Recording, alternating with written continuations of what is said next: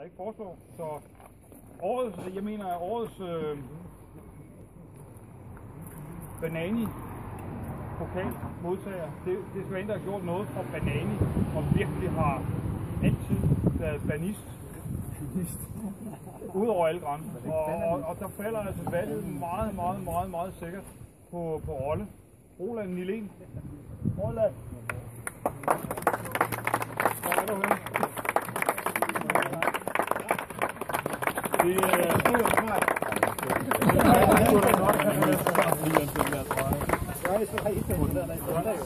Men Banani Esløv har modtaget årets pokal, så tillykke.